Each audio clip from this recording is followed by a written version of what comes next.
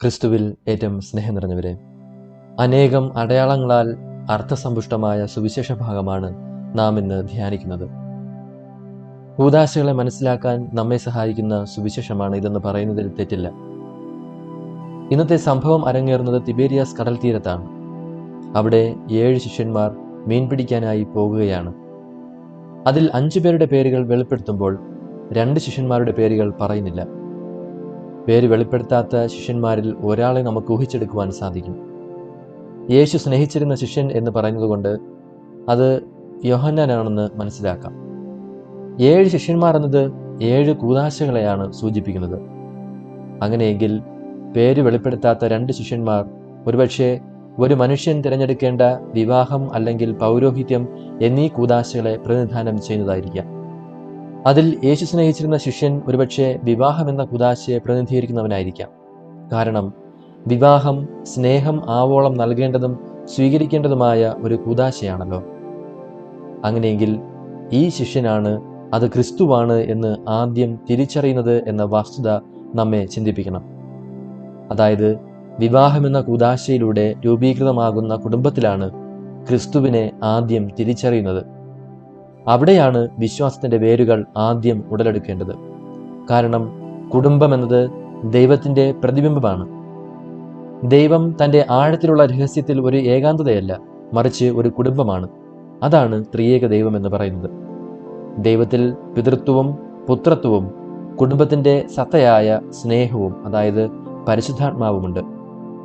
വിവാഹം എന്ന കൂദാശയുടെ മഹത്വം ഇതിൽ നിന്ന് തന്നെ വളരെ വ്യക്തമാണ്.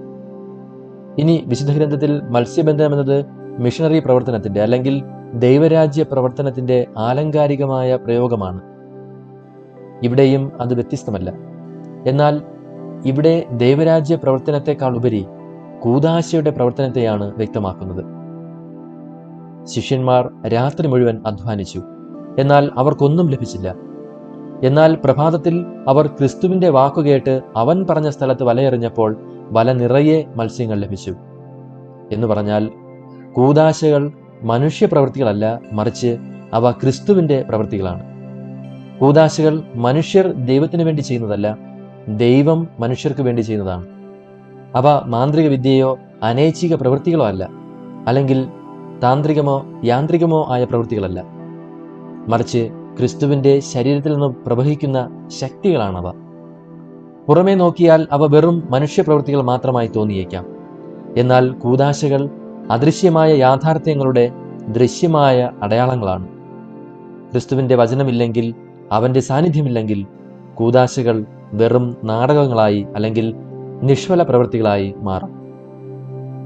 അടുത്തതായി അവർക്ക് 153 വലിയ മത്സ്യങ്ങൾ ലഭിച്ചു എന്നാണ്. 153 എന്നത് യവനലോകത്ത് അന്നറിയപ്പെട്ടിരുന്ന 153 തരം 153 സ്പീഷീസ് മത്സ്യങ്ങളുടെ എണ്ണമാണ്. എന്ന് പറഞ്ഞാൽ ക്രിസ്തു എല്ലാവർക്കും കൊണ്ടുവന്നിരിക്കുന്ന രക്ഷയുടെ സൂചനയാണ്. ഇത്രയും വലിയ മത്സ്യബന്ധനം നടന്നുവെങ്കിലും വല കീറിയില്ല എന്നാണ് സുവിശേഷം സാക്ഷിക്കുന്നത്. അതെ, സ്നേഹത്തിൻ്റെയും കൃപയുടെയും വലകൾ ഒരിക്കലും കീറില്ല. എണ്ണം കൂടുന്തോറും ശക്തി പ്രാപിക്കുകയേ ഉള്ളൂ. ഈ സ്നേഹത്തിൻ്റെയും കൃപയുടെയും വലവീശിയവനാണ് ക്രിസ്തു.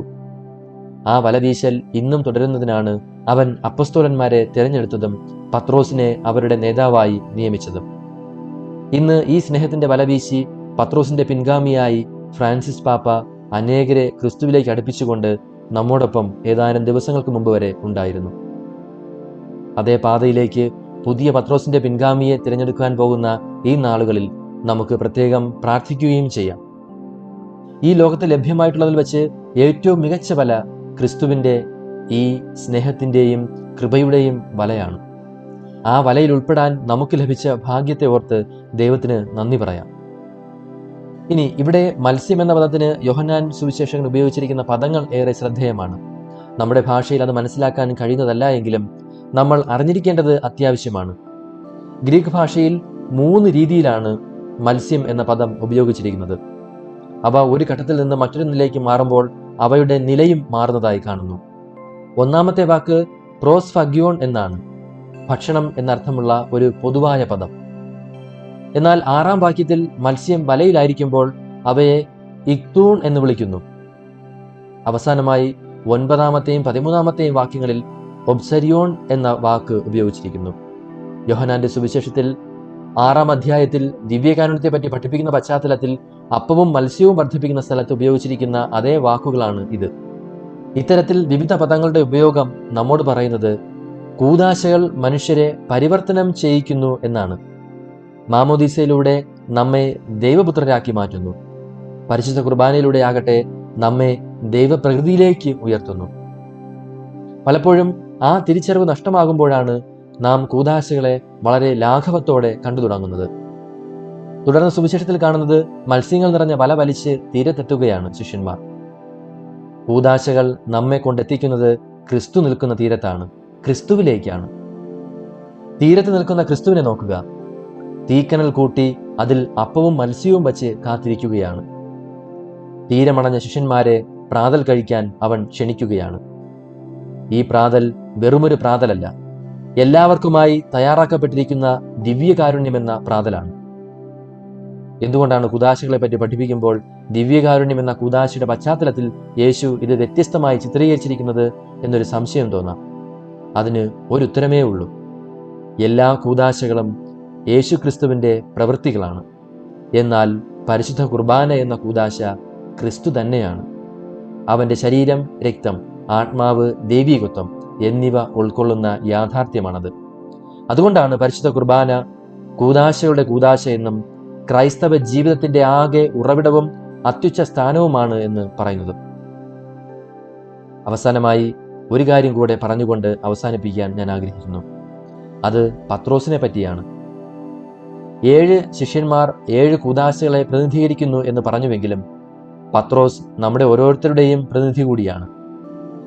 സുവിശേഷത്തിൽ മത്സ്യത്തിന് പദങ്ങൾ മാറുന്നതുപോലെ തന്നെയാണ് പത്രോസിന്റെ മനോഭാവങ്ങളും മാറുന്നത്. അത് ക്രിസ്തുവാണെന്ന് മനസ്സിലാക്കിയ ഉടനെ അവൻ പുറങ്കുപ്പായമെടുത്ത് കടലിൽ ചാടുകയാണ്. ക്രിസ്തു എന്ന പ്രകാശം പരക്കുമ്പോൾ മനുഷ്യ മനസ്സുകളിൽ ആദ്യം സംഭവിക്കുന്നതും ഇതുതന്നെയാണ്. സ്വന്തം തെറ്റുകളെ കാണാനുള്ള കാഴ്ച തെളിയും. ഉൽപ്പത്തിയിൽ പാപം ചെയ്ത ആദം താൻ നഗ്നനാണെന്ന് തിരിച്ചറിഞ്ഞ് ഒളിച്ചപ്പോൾ പത്രോസ് താൻ നഗ്നനാണെന്നറിഞ്ഞിട്ടും ക്രിസ്തുവിങ്കലേക്ക് നീന്തി അടുക്കുകയാണ്. കൂദാശയുടെ ശക്തിയാണത്. പാപികളായ നമ്മെ ക്രിസ്തുവിൻ്റെ തീരത്തേക്ക് അടുപ്പിക്കാൻ ദൈവം സ്ഥാപിച്ച ഉത്കൃഷ്ട പ്രവൃത്തികളാണവ. നമ്മൾ പാപികളാണെങ്കിലും നമ്മെയും അവൻ തൻ്റെ മുമ്പിലേക്ക് ക്ഷണിക്കുന്നു. സുവിശേഷങ്ങളിലുടനീളം കാണുന്നത് ഇതാണല്ലോ, പാപികളോടൊത്ത് തൻ്റെ ഭക്ഷണം പങ്കിടുന്ന ക്രിസ്തു. അതാണ് പരിശുദ്ധ കുർബാന. പാപികളാണെങ്കിലും നമ്മെയും അവൻ തനിക്ക് ചുറ്റും ഒരുമിച്ച് കൂട്ടുന്നു. തൻ്റെ ജീവൻ നമുക്ക് പകുത്തു നൽകുന്നു. സൗജന്യമായി നൽകുന്ന ഈ സമ്മാനം വേണ്ട എന്ന് വെക്കുമ്പോൾ നമ്മൾ ചെയ്യുന്നത് എന്തുമാത്രം വലിയ വിഡ്ഢിത്തമാണെന്ന് നമ്മൾ തിരിച്ചറിയണം. ശിഷ്യന്മാരോട് പ്രാതൽ പങ്കുവച്ച യേശു അവരോട് ഒരു കാര്യം മാത്രമാണ് ആവശ്യപ്പെടുന്നത്: നിങ്ങൾ പിടിച്ചവയിൽ നിന്ന് കുറച്ച് മത്സ്യം കൊണ്ടുവരിക എന്ന്. ദിവ്യബലിയിലെ കാഴ്ച സമർപ്പണത്തിന് സമാനമാണിത്. നമ്മുടെ പ്രവൃത്തിയുടെ ഫലം സമർപ്പിക്കുക. ഇത് മറ്റൊരു അടയാളമാണ്. മത്സ്യം കൊണ്ടുവരൂ എന്ന് പറയുമ്പോൾ, അല്ലെങ്കിൽ നമ്മൾ ദിവ്യബലിയിൽ കാഴ്ചവെക്കുമ്പോൾ നടക്കുന്നത് നമ്മുടെ തന്നെ സമർപ്പണമാണ്. ദിവ്യബലിയിൽ പുരോഹിതൻ ദൈവജനത്തെ ബലിയിലേക്ക് ക്ഷണിക്കുന്നതും നോക്കുക. സഹോദരരെ, എൻ്റെയും നിങ്ങളുടെയും ബലി സർവശക്തനും പിതാവുമായ ദൈവത്തിന് സ്വീകാര്യമായി തീരാൻ വേണ്ടി പ്രാർത്ഥിക്കുവിൻ. ഇവിടെ എൻ്റെയും നിങ്ങളുടെയും ബലി എന്നത് 2 ബലിയർപ്പണത്തെ അല്ല സൂചിപ്പിക്കുന്നത്, ഒരു ബലിയർപ്പണം തന്നെയാണ്. പുരോഹിതൻ ക്രിസ്തുവാണ്. ക്രിസ്തുവിൻ്റെ വ്യക്തിത്വത്തിൽ ബലിയർപ്പിക്കുമ്പോൾ, അതായത് ക്രിസ്തുവിൻ്റെ ശരീരമായ സഭയുടെ ശിരസ് എന്ന നിലയിൽ പുരോഹിതൻ യേശുവിൻ്റെ ബലിയർപ്പിക്കുമ്പോൾ, ദൈവജനം ക്രിസ്തുവിൻ്റെ ശരീരം എന്ന നിലയിൽ സഭയുടെ ബലി അർപ്പിക്കുകയാണ്. അതുകൊണ്ടാണ് നമ്മുടെ ബലി എന്ന് പറയാതെ എൻ്റെയും നിങ്ങളുടെയും ബലി എന്ന് പറഞ്ഞുകൊണ്ട് വൈദികൻ നമ്മെ ദിവ്യബലിയിലേക്ക് ക്ഷണിക്കുന്നത്. ആ സമർപ്പണം വഴി നമ്മുടെ ജീവിതം തന്നെ രൂപാന്തരപ്പെടുകയും ഭൂമിയിലെ ക്രിസ്തുവിൻ്റെ ശരീരവും ലോകത്തിൽ യേശുവിൻ്റെ സാക്ഷികളുമായി തീരുകയും ചെയ്യുന്നു. ആ ഒരു ആത്മസമർപ്പണമുണ്ടോ എന്ന അന്വേഷണമായിരുന്നു പത്രോസിന്റെ ഹൃദയം പൊള്ളിച്ച യോനായുടെ പുത്രനായ ശിമിയോനെ, നീ എന്നെ സ്നേഹിക്കുന്നുവോ എന്ന യേശുവിൻ്റെ ചോദ്യം. ഇത് നമ്മോട് ഓരോരുത്തരോടുമുള്ള ചോദ്യമാണ്. നീ എന്നെ വിശ്വസിക്കുന്നുവോ എന്നല്ല, നീ എന്നെ സ്നേഹിക്കുന്നുവോ എന്നാണ്. സ്നേഹമുണ്ടെങ്കിൽ മാത്രമേ വിശ്വാസമുണ്ടാകൂ, സമർപ്പണമുണ്ടാകൂ. ക്രിസ്ത്യാനി ആയിരിക്കുക എന്നാൽ ഈ സമർപ്പണത്തിലേക്ക് വളരുക എന്നതാണ്. അതെ, ക്രിസ്തുമതം ഒരു തത്വശാസ്ത്രമല്ല, അമൂർത്തമായ ആശയങ്ങൾക്ക് പിന്നാലെ പോകുന്ന പ്രത്യയ ശാസ്ത്രവുമല്ല, ഏതെങ്കിലും തത്വസംഹിതകളുടെ ഒരു കൂട്ടവുമല്ല. ക്രിസ്തുമതം ആത്യന്തികമായി ഒരു വ്യക്തിയുമായുള്ള ബന്ധമാണ്, ക്രിസ്തുവുമായുള്ള സ്നേഹത്തിൻ്റെ ബന്ധമാണ്. അവൻ്റെ തീരമണയാൻ, അവൻ്റെ സ്നേഹത്തിലും സമർപ്പണത്തിലും ഒന്നാകാൻ നമുക്കെല്ലാവർക്കും സാധിക്കട്ടെ. സർവശക്തനായ ദൈവം, പിതാവും പുത്രനും പരിശുദ്ധാത്മാവും നമ്മെ സമൃദ്ധമായി അനുഗ്രഹിക്കുമാറാകട്ടെ. ആമേൻ.